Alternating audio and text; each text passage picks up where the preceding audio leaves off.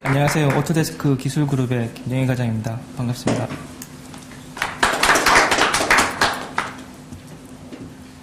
이번 세션에서는 국내외 토목 BIM 동향에 대해서 설명을 드리도록 하겠습니다. 그 아젠다를 보시면 먼저 BIM에 대한 정의를 먼저 설명을 드리고, 그 해외 및 국내 토목 BIM에 대한 동향, 그리고 마지막으로는 그 미국이라든지 일본에서 BIM 관련 솔루션들을 어떻게 사용하고 있는지에 대해서 설명을 드리도록 하겠습니다. 먼저 BIM에 대한 정의를 설명을 드리면은 그 대부분 보면 3차원 모델링이다, 뭐 레빗이다 이렇게 해서 이해를 하시는 분들이 많은데, 보통 BIM이라고 하면은 그 건설 생애 주기 동안에 발생되는 그 정보들을 그 표준적인 모델 데이터로 관리하고 스톡홀더들이 이제 필요한 정보를 추출해서 사용할 수 있도록 하는 프로세스라고 할 수 있습니다.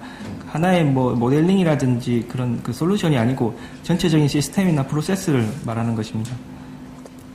그 해외 동향에 대해서 보면은 미국 같은 경우는 미국 조달청에서 2006년도 10월부터 그 모든 설계사들이 그 조달 발주된 부분에 대해서 이제 납품을 하는 것을 빈 기반의 그 IFC 파일로 이제 제출하도록 했고요. IFC 파일이라고 하는 것은 이제 Industry Foundation Classes라고 해서 일반적으로 빔 솔루션들이 굉장히 많고, 그 저희 오토데스크 하나의 오토데스크 벤더사 경우만 해도 이제 11개 정도의 빔 솔루션들이 있습니다.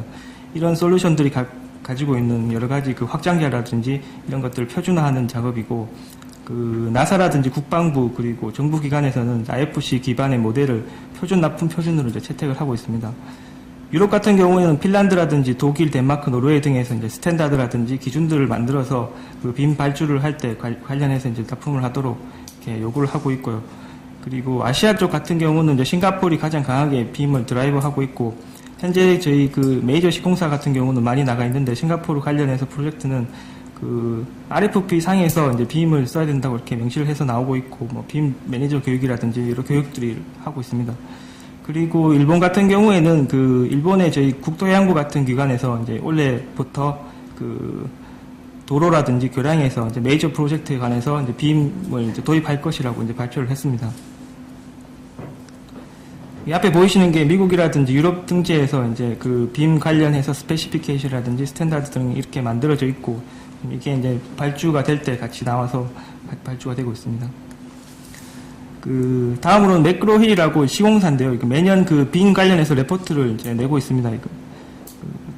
건축 같은 경우는 매년 레포트를 내고 있고, 올해는 이제 삼성이랑 같이 해서 그 지난달에 이제 같이 워크숍을 했었고, 그 토목 같은 경우는 가장 최근 이제 올 2월 달에 그 발표를 한 건데요. 미국 같은 경우에는 46% 정도의 시공사, 발주처, 설계사에서 빔을 이제 토목 프로젝트에 적용을 하고 있고, 2년 전 대비를 했을 때 한 2배 정도 증가한 그 어답션 레이트고, 67%의 이제 응답자들이 ROI가 긍정적이라고 대답을 했고요.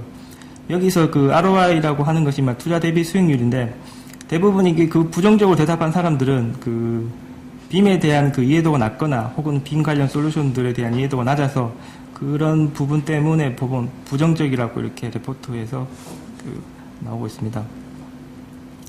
그 베네핏을 봤을 때는 이제 설계사, 시공사, 발주처 각각의 베네핏이 틀린데, 설계사 같은 경우에는 어떻게 보면 이제 기술적인 측면이고, 이제 시공사 같은 경우에는 코스트적인 측면, 발주처 같은 경우에는 매니지먼트 측면에서 이제 가장 큰 베네핏이 있고, 아무래도 그 코스트적인 측면이 시공사 쪽에 많기 때문에 대부분 그 빔을 강하게 드라이브 하는 거는 이제 시공사 쪽에서 많이 드라이브를 하고 있습니다. 현재는. 그 국내 동향에 대해서 이제 설명을 드리면은, 현재 그 BIM 자체가 이제 건축 쪽에서 먼저 시작을 했기 때문에, 현재 그 국내에서도 빔이 이제 건축 쪽 기반으로 먼저 시작을 했습니다. 조달청에서 로드맵을 발표를 했는데, 그 내년부터 500억 이상의 턴키 프로젝트에 이제 빔을 의무화했고, 2016년도에는 뭐 장기적으로 빔을 시설물에 대해서 모두 적용을 하겠다라고 얘기를 했습니다.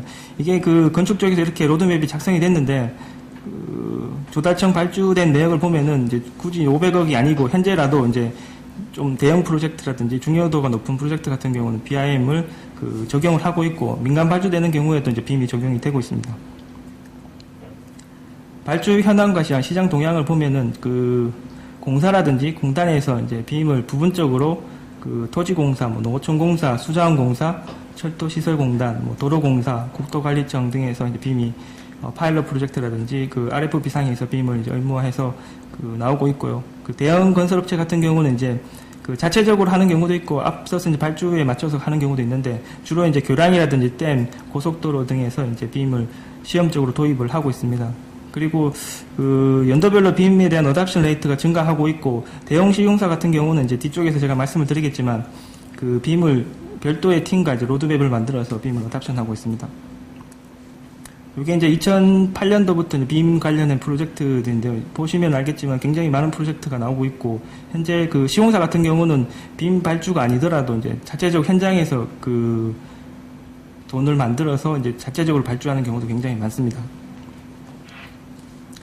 그 정부기관에 대한 빔 동향에 대해서 보시면은 도로공사 같은 경우는 그 함양울산 프로젝트, 지금 평화에서 이제 함양울산 프로젝트 하고 있는 걸로 알고 있는데요. 함양울산 프로젝트가 끝나면은 그 2D 기반으로 해서 내년 그 상반기부터 빔 설계가 시작을 하고 파일럿 프로젝트로, 그 동성에서 이제 그 빔 관련해서 그 3차원 모델링이 끝나고 나면은 그게 이제 그 수량이라든지 그 내역서에서 자동으로 링크가 되는 이제 프로그램을 개발하고 있습니다. 이 함양울산 프로젝트가 끝나고 나면은 이제 대구 순환 고속도로에서 도화에서 하는 그 프로젝트에서 이제 그 빔 가이드라인을 보완하고 어떻게 보면은 수정하는 단계로 이렇게 워크플로우가 진행되고 있고, 그 간단하게 그 도로공사에서 그 개발하고 있는 프로그램에 대해서 설명드리면은 그 레빗으로 모델링을 하면은 이 모델링된 데이터들이 그 코드가 부여가 되고 그 부여된 코드에 대해서 수량이라든지 내역이 자동으로 이제 나오게끔 이렇게 하고 있습니다. 요 같은 경우는 시공사 같은 경우에도 이제 자체적으로 개발한 프로그램들이 있고 시스템 등이 있습니다. 철도공사 같은 경우는 이제 호남고속철도를 이제 시작으로 해서 빔을 도입을 했고요. 그 시각적인 간섭이라든지 5D 공정 시뮬레이션, 그리고 그 보통 이제 VDC라고 많이 얘기를 하는데 Virtual Design Construction이라고 가상으로 이제 시공하고 그 디자인하고 시공하는, 이제 실제로 시공했을 때 어떤 문제점들을 미리 체킹하는 이런 그 용도로 빔을 많이 도입하고 있고, 그 철도공사에서는 계속해서 빔을 확장해서 도입할 것이라고 이렇게 발표를 했었습니다.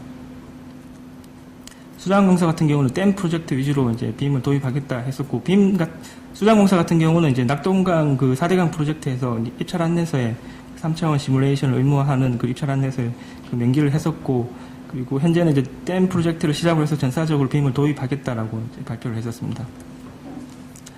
그 건기현 같은 경우는 이제 아무래도 그 지금 연구과제를 수행 중에 있는 게 이게 빔이라든지 GIS 기반의, 앞서서 말씀을 드렸는데 빔 관련 솔루션들이 굉장히 많고, GIS 같은 경우도 이제 벤더사별로 혹은 그리고 이제 각각 나라별로 가지고 있는 그 GIS 포맷이 틀리고 리소스가 틀리기 때문에 이런 부분들을 어떻게 그 플랫폼을 표준화해서 작성을 하고 그 빔을 어답션 하겠느냐에 대한 그 연구 과제를 수행 중에 있습니다.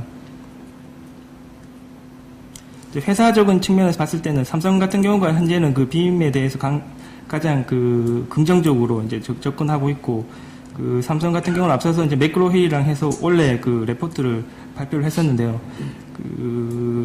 거기 워크샵에서 이제 발표를 한 게 빔 적용률을 현재에서 이제 그 30에서 40%까지 2015년까지 확장할 것이라고 발표를 했었고, 빔을 그 단순히 이제 그 베네핏을 따지는 것이 아니고 must do subject로 이제 정의를 했습니다. 자기들이 이제 위에 그 오너가 바뀌더라도 이제 빔은 계속 이제 어답션 할 것이라고 발표를 했고, 삼성 같은 경우는 이제 다른 시공사 같은 경우는 빔을 보통 보면 이제 설계를 그 외주를 주고 이제 매니지먼트만 하는데, 삼성은 자기들이 이제 본인이 직접 이제 모델링 할 거라고 빔 팀을 한 40명 정도 이제 전사적으로 만들었고, 각각의 5개 파트로 이제 구분해서 구성이 되어 있습니다. 현대 같은 경우는 그 해외 프로젝트 위주로 이제 빔을 많이 이제 사용을 했었고요. 그 현재까지 뭐 5D 공정 관리를 하고 있고, 그리고 앞으로 나아가서는 ERP 시스템이라든지 EPC 시스템으로 연동을 해서 같이 그 개발을 할 것이라고 이제 발표를 했습니다. 대림 같은 경우도 이제 교량 프로젝트 위주로 빔을 이제 어답션 했고, 그 대림 자체적인 그 EVMS라는 그 내부적인 시스템과 같이 연동해서 빔을 이제 개발하고 있고, 각각 프로젝트에 맞게끔 이제 뭐 자동 물량 테이크오프라든지 그리고 모바일 환경이랑 같이 연동을 해서 빔을 이제 사용을 하고 있습니다. 다음 쌍용 같은 경우도 이제 그 자체적으로 웹 기반의 빔 CMIS라는 공정 시공관리 통합 시스템을 만들었고요. 그리고 여기서는 뭐 토공 관리라든지 뭐 가상 안전 관리, 뭐 커뮤니케이션 도구를 활용을 했었고, 그 싱가포르라든지 한국 프로젝트에서 이제 이 부분을 활용을 하고 있습니다. 간단하게 두 가지 사례를 설명을 드릴 건데요. 미국 사례랑 일본 사례를 설명을 드릴 거고, 간단하게 이 프로젝트에 대해 설명을 드리면 미국의 그 샌프란시스코랑 오클랜드 베이를 있는 연륙교고, 그 웨스트 스판과 이스트 스판이 있는데, 웨스트 스판은 그 기존의 현수교고, 이스트 스판은 원래 트러스교였는데, 내진 보강으로 이제 웨스트 스판 같은 경우는 단순히 부재 교체하고 뭐 받침 교체하는 정도로 끝났고, 그 이스트 스판 같은 경우는 그 도로 선형을 바꿔서 신설되는 도로를 이제 자정식 현수교로 이제 계획을 했고, 이 부분에서 이제 주변의 환경 처리라든지 도로 교통 처리 등 문제 때문에 이제 빔을 도입을 하게 되었고, 실제로 모델링한 데이터를 이제 보여드리도록 하겠습니다. 요거는 이제 기존의 시빌 3D라든지 레빗 등을 이용해서 모델링을 하였고요. 그 나비스옥 같은 공정관리 시뮬레이션을 통해서 전체적인 공정 시뮬레이션을 하였습니다. 보면은 뭐 벤트라든지 크레인이라든지 굉장히 디테일한 부분까지 모델링이 되었고, 이건 전체적으로 봤을 때 이렇게 간단하게 보이지만 실제적으로 보면 굉장히 디테일한 부분까지 모델링이 되었고 이제 시뮬레이션을 하였습니다. 좌측 상단에 보이시는 게 이제 날짜가 진짜 실제로 날짜이고, 이게 지금 현재는 이제 마무리 단계에 있습니다. 이 프로젝트가.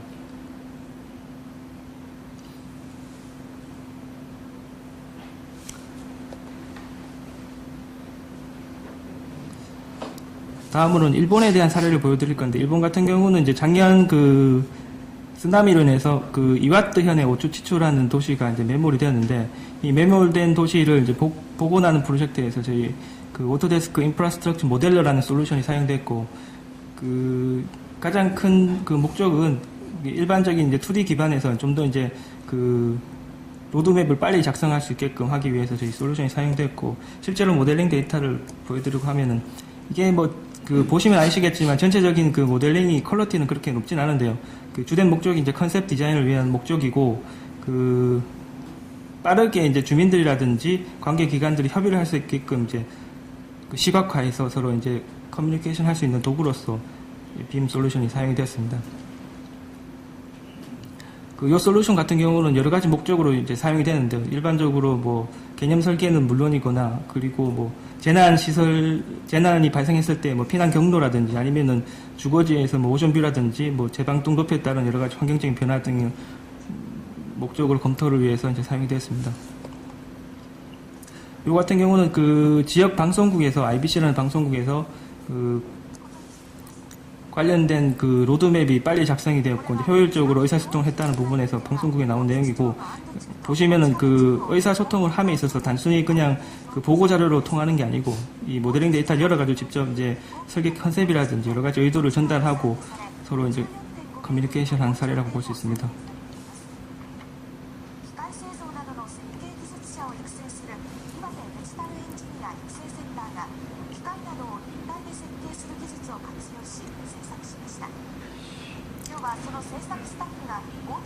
실제로 그 주민 설명회라든지 이쪽에서 할 때도 요 빔 데이터를 관련해서 주민들에게 설명하고 자기들이 살 지역에 대한 그 어떤 컨디션 같은 경우를 이제 설계 의도를 전달하는 목적으로 또 사용이 되었습니다.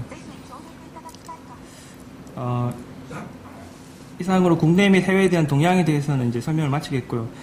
제가 이제 크게 이제 두 꼭지로 얘기를 했는데, 국내 같은 경우는 이제 여러 연구 지방 정부 기관들이 이제 각자 이제 빔을 어떻게 어답션 할 것이라는 이제 연구 과제를 수행 중에 있고, 특히 이제 시공사 같은 경우는 이제 자기 빔을 그 발주처에서 발주를 하지 않아도 이제 시공 현장에서 자기들 전사적으로 빔을 많이 도입을 하고 있고, 그 이런 비즈니스를 조금 더 이제 잘 보시고, 그 엔지니어로서 그리고 회사적으로도 이제 새로운 비즈니스에 새롭게 이제 한 발 다가갈 수 있었으면 좋겠습니다. 예, 감사합니다.